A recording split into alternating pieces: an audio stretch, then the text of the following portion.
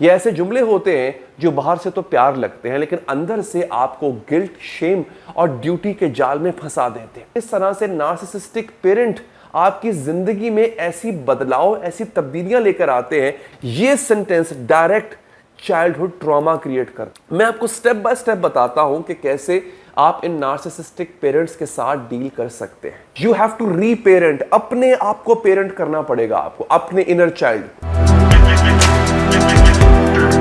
बेटा हम तुम्हारे लिए जीते, तुम हमारे लिए क्या कर रहे हो? अगर आपके कान इन जैसे जुमलों से फेमिलियर हैं तो आप शायद नार्सिसिस्टिक पेरेंट्स के साथ पल रहे हैं, और ये प्यार नहीं है, ये इमोशनल ब्लैकमेल है। जी हाँ, आप सोच रहे होंगे कि क्या पेरेंट्स भी नार्सिसिस्ट होते हैं? यस, पेरेंट्स भी नार्सिसिस्ट हो सकते हैं, और मैं आपको आगे चल के बताऊंगा कि क्यों।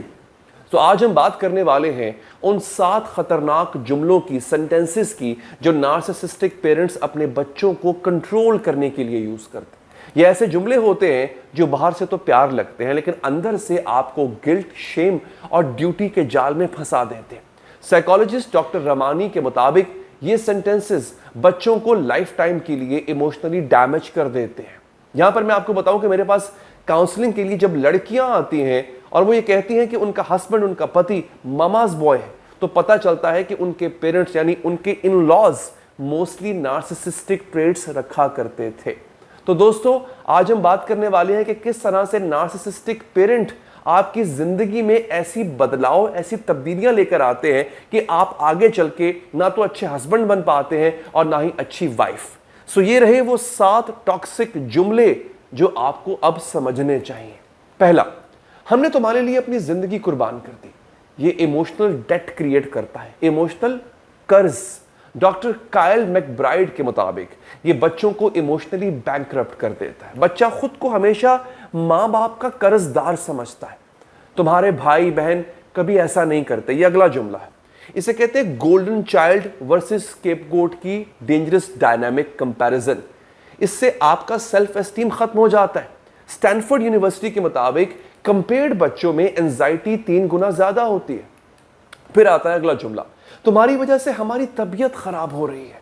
इमोशनली ब्लैकमेल का सबसे डेंजरस फॉर्म, बच्चा अपनी लाइफ में हर डिसीजन पर गिल्ट फील करने लगता है। साइकोलॉजिस्ट इसे मेडिकल मैनिपुलेशन कहते हैं, मेडिकल मैनिपुलेशन। लोग क्या कहेंगे, ये अगला जुमला। सोसाइटी का डर, उससे कंट्रोल करना बच्चों को पीपल प्लीजर बना देता है।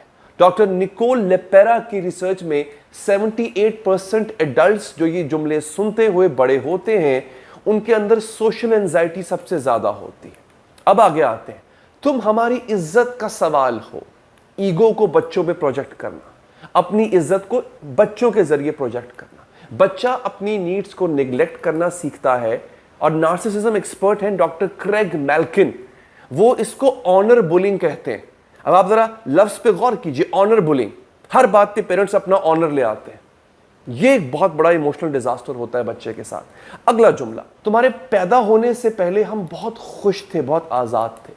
बच्चे को अपनी एग्जिस्टेंस का गिल्ट फील करवाना, ये sentence direct childhood trauma create करता है। और आप हैरान होंगे, मेरे पास जब काउंसलिंग के लिए लोग आते हैं उनमें से बताते हैं लोग मुझे कि उनके पेरेंट्स ये जुमला उनको कहते थे।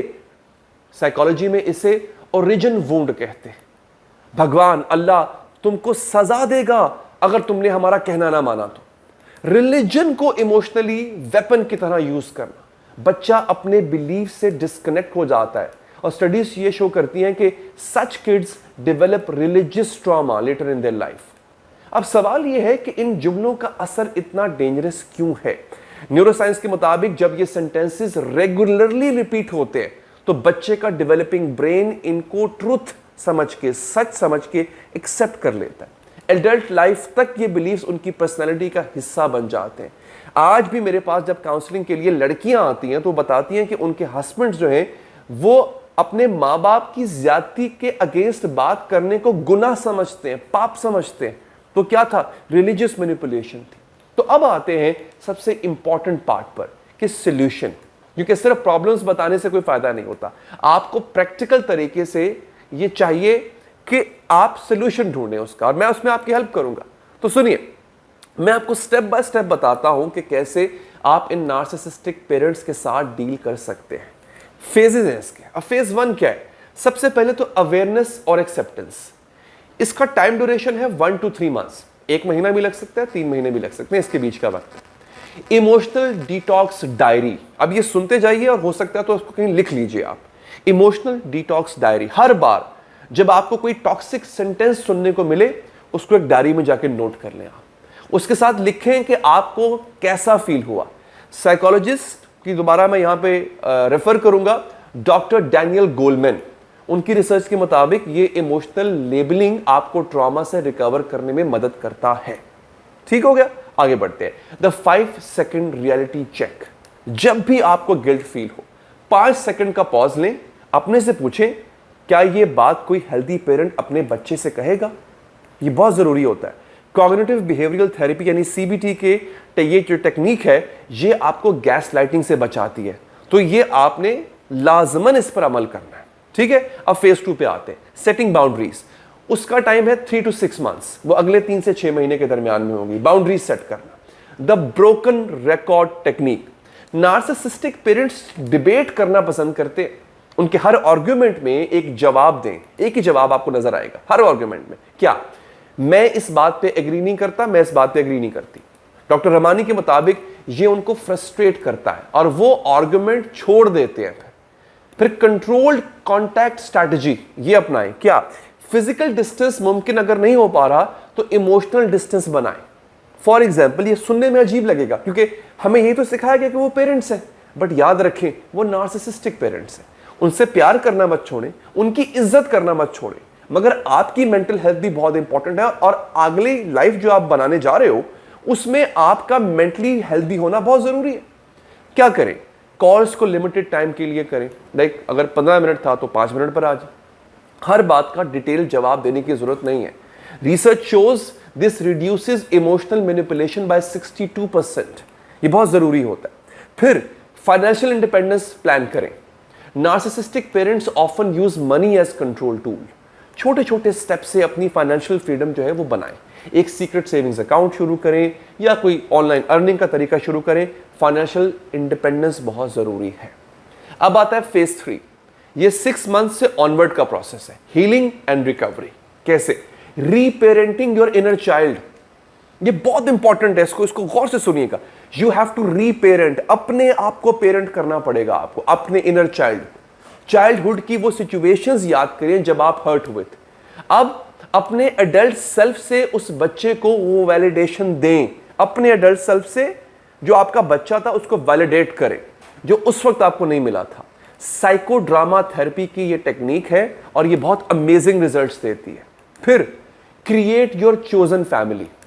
ब्लड रिलेशन से ज्यादा इंपॉर्टेंट इमोशनल रिलेशंस होते हैं, याद रखिएगा। ऐसे लोग ढूंढें, ऐसा साथी, ऐसा पार्टनर ढूंढें जो आपको unconditional support they, love they. Studies show करती हैं कि चूजन फैमिली ट्रॉमा रिकवरी में 78% मोर इफेक्टिव ये काम होता है कि अगर आप खुद चूज कर रहे हो तो। ठीक है, प्रोफेशनल हेल्प बहुत जरूरी है। थेरेपिस्ट ढूंढें जो कॉम्प्लेक्स पीटीएसडी स्पेशलाइज करते हो। फिर ईएमडीआर थेरेपी होती है, उसके लिए स्पेशलाइज करते हो, जो कि इफेक्टिव होती है चाइल्डहुड ट्रॉमा के लिए। तो याद रखें, कभी भी आपने अगर थेरेपी के लिए जाना हो, काउंसलिंग के लिए जाना हो तो हिचकिचाएं मत। ऑनलाइन थेरेपी ऑप्शंस उसको एक्सप्लोर करें अगर आपके एरिया में कोई अच्छा थेरेपिस्ट नहीं है तो।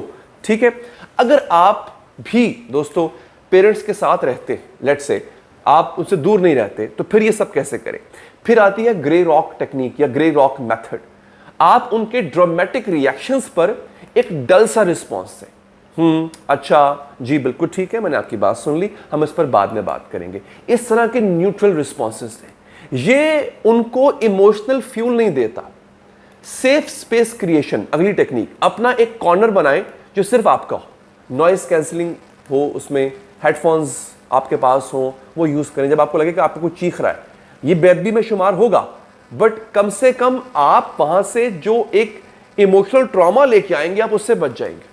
ठीक है, एजुकेशन बहुत अच्छी चीज है, वो आपका एस्केप रूट हो सकता है। पढ़ाई को अपनी एग्जिट स्ट्रेटेजी बनाएं। स्कॉलरशिप्स, पार्ट टाइम जॉब्स, उन ऑप्शंस को आप एक्सप्लोर कर सकते हैं। अब अगली बात आती है, वो है जनरेशनल साइकिल को तोड़ने का तरीका। अब आपको जनरेशनल साइकिल जो है आपका, उसको तोड़ना है। अपने पेरेंट्स के टॉक्सिक पैटर्न्स को पहचान कर उन्हें रिपीट ना करें अपनी औलाद के साथ। पॉजिटिव पेरेंटिंग कोर्सेज अगर मिलते हैं, ऑनलाइन मिलते हैं, जाके करने पड़ते हैं, ज्वाइन करें। कंट्रोल्ड इन्वायरमेंट में जो है अपने आप को सिखाएं। अब एक और बहुत इंपॉर्टेंट बात है, अब आप पेरेंट बन गए, मैं उस सिनेरियो को डिस्कस कर रहा हूं। वो कैसे? Controlled grandparent access. अगर आप पेरेंट्स टॉक्सिक हैं आपके, तो बच्चों के साथ उनके लिमिटेड इंटरेक्शंस रखें, विजिट्स को सुपरवाइज्ड रखें, शॉर्ट रखें। इमरजेंसी सिचुएशंस के लिए जो है आप प्रिपेयर्ड रहें। और अगर इमोशनल अब्यूज फिजिकल हो रहा है दोस्तों, तो फिर डेफिनेटली आप हेल्पलाइन नंबर्स पर कॉल कर सकते हैं। अपने ट्रस्टेड फ्रेंड्स या रिलेटिव्स को आप इस पे याद कर सकते हैं। तो दोस्तों याद रखिए, रिकवरी एक स्ट्रेट लाइन नहीं होती है। कभी कभी आप प्रोग्रेस करेंगे, कभी कभी आप रिलैप्स हो जाएगा आपको, तो ये नॉर्मल है। डॉक्टर पीटर वॉकर के मुताबिक कॉम्प्लेक्स पीटीएसडी से रिकवर होने में एवरेज 3 से 5 साल लगते हैं। लेकिन गुड न्यूज ये है कि हार्वर्ड की स्टडी के मुताबिक 89% लोग जो कंसिस्टेंटली थेरेपी और सेल्फ वर्क करते हैं, वो इवेंचुअली आखिरकार अपने ट्रॉमा से बाहर निकल आते हैं, और आप भी निकल सकेंगे। सो अगर आपको लगता है कि आपके साथ भी ऐसा हो रहा है, तो एक काम कीजिए, इस वीडियो को कहीं सेव कर लीजिए, किसी और के साथ शेयर कीजिए जो इस ट्रॉमा से गुजर रहा है। और हाँ, अगला वीडियो जो है उसमें हम बात करेंगे कि आप कैसे नार्सिसिस्टिक स्पाउस या पार्टनर के साथ डील कर सकेंगे, वो भी बिना अपनी मेंटल हेल्थ को खोए। चैनल को सब्सक्राइब कर लीजिए। मेरा नाम अली हैदर है और मैं एक रिलेशनशिप कोच हूं। अगर आप मुझसे बात करना चाहें तो डिस्क्रिप्शन में लिंक दिया हुआ है।